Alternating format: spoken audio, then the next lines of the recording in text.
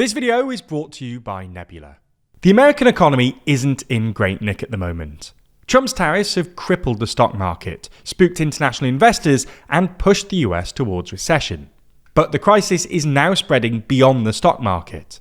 So in this video, we're going to have a look at why the markets have responded so negatively to Trump's tariffs, and why this crisis is even worse than it looks at first glance.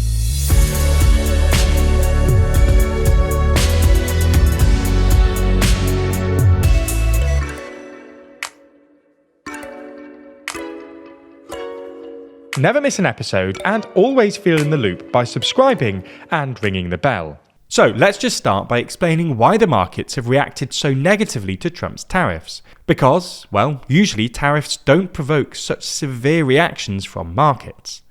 That's because while tariffs do have some negative economic consequences, they usually don't have that much of an immediate impact on GDP growth. If you put tariffs on foreign cars, for instance, that's inconvenient for anyone who wants to import a cheap car from another country, because they have to buy a more expensive one that's manufactured domestically. But the consumer is actually spending more money than they would otherwise, and it's going to a domestic business, which can reinvest it or spend it on wages. Sure, the economy is less efficient, which will put a drag on growth in the longer term, and maybe increase inflation, but in the short term there's not much of an impact. Trump's tariffs are different for at least two reasons. First, their scope and severity. Usually, when a country imposes tariffs, it's to protect a specific industry.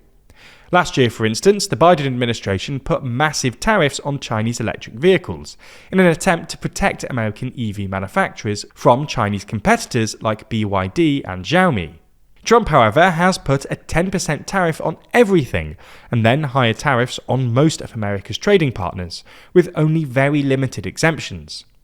This means America's average tariff rate is now just over 23%, 6 times what it was last year, and the highest in more than a century. This also means tariffs could backfire. While targeted tariffs might shield America from international competition, flat tariffs, like the ones Trump's imposed, will make all their imported components more expensive, potentially making them less competitive overall. Second, the immense uncertainty involved. No one knows how long Trump's tariffs will last, what recipient countries have to do to get them off, or whether they'll go up or down in the future. The Federal Reserve's so-called Trade Policy Uncertainty Index is literally off the charts, the highest it's ever been. Uncertainty is terrible for an economy because it encourages businesses and consumers to hide their money away instead of investing or spending. It's also terrible for Trump's stated project of reindustrialization because, well, reindustrializing America would require trillions of dollars of sustained investment. Anyway, this is why markets have reacted so negatively to Trump's tariffs. Goldman Sachs, for instance, thinks a recession is more likely than not if Trump's tariffs take effect, up from 20% a month ago. Betting markets like Polymarket and Kalshi currently put the odds at over 60%, up from 20% in February. The looming threat of a recession has wrought havoc on the American stock market. The S&P 500, a weighted index of the 500 biggest American companies, is currently down about 20% from its February peak and is seesawing wildly. While it's true that the stock market isn't the real economy, this American economy relies more than ever on demand from the richest 10% of earners, who now account for half of all spending, and whose spending patterns are disproportionately affected by movements in the stock market. However, while the stock market decline and the prospect of a recession have clearly attracted the most media attention, peek under the proverbial bonnet and this crash starts to look even scarier. First, the media's focus on stocks obscures the worrying movements we're seeing in American government bonds, otherwise known as treasuries. Usually, during times of crisis, stocks decline, but treasuries rally as investors shift their money from risky stocks to safer bonds. This time, however, that's not happening. Instead, people are actually selling treasuries at the same time as stocks, which is why the yield on treasuries, in other words, the interest that the US has to pay on its debt, is rising. On Monday, for instance, the yield on 10-year treasuries rose from just below 3.9% to just below 4.2%, which is a pretty enormous single-day movement for treasuries. This is bad news for Trump for two reasons. First, it suggests that investors no longer see the US as a safe place to park their money.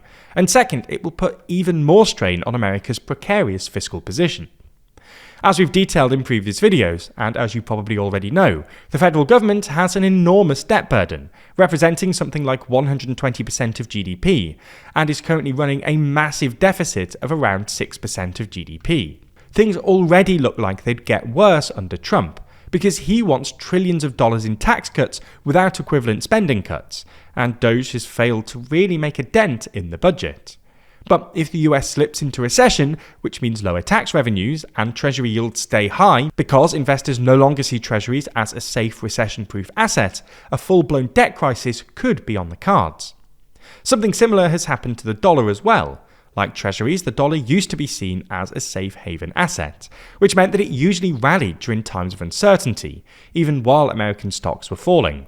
Most analysts also thought Trump's tariffs would put upwards pressure on the dollar, both because, again, it's seen as a safe asset, but also because Trump's tariffs will probably have more of a negative impact on America's trading partners than on America, which would put downwards pressure on their currencies and therefore boost the dollar. However, that's not what's happened. As you can sort of see from looking at this chart, which measures the dollar's strength against a basket of other currencies, the dollar has actually been falling for the past few months. Again, this is bad news because it suggests global confidence in the dollar is waning, but also because it threatens to stoke inflation. One of the reasons people thought Trump could essentially get away with his tariffs was because, even if they introduced some friction into America's trading relationships, which would in theory stoke inflation, this could be mostly offset by the subsequent strengthening of the dollar, which would make all imports cheaper for the average American. A weak dollar, however, threatens to actually exacerbate any tariff-induced inflation, which is why analysts are now fretting about the possibility of inflation going back up to the 5% range. If this happens, not only would it be terrible for American consumers, it would also set Trump up for a showdown with the Federal Reserve, with Trump pushing for interest rate cuts to stimulate growth, and the Fed pushing for pauses or even hikes to stem inflation. And if Trump were to steamroll or ignore the Fed in some way, which feels increasingly likely, we could see a crisis of confidence more severe than anything in modern history. This story, like much of the news, is worth paying attention to in the weeks ahead. Because with geopolitics in flux and Trump throwing the international order up in the air, there's a lot to keep an eye on. Every day we're faced with weird headlines, from Musk declaring anyone who looks at him the wrong way a terrorist, to Trump declaring war on Jupiter to try to regain some extraterrestrial allies. Okay, that one isn't real, but we do dive into the weird world of US politics in our series WTF USA. That's our show where we take big moments from culture and social media and try to explain the political implications of, say, Musk running around trying to put out Tesla fires. Unlike some of our other serious videos, the tone of WTF is more light-hearted and takes something of an irreverent look at what's going on. If you're interested, WTF USA can be found exclusively on Nebula.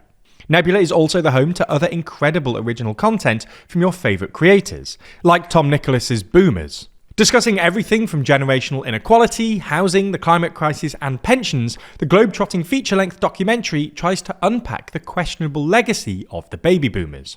If you didn't know, Nebula is an independent creator-owned streaming platform that specialises in thoughtful content, from creators like Real Life Law, Wendover Productions, Legal Eagle and Neo. It's not just WTF USA either. You can also watch every normal TLDR video on Nebula ad-free, and in some instances before they even land on YouTube. If you're not a member already, click our link in the description to get 40% off. That's just $36 a year or $3 a month. So take the news a little less seriously and check out WTF only on Nebula.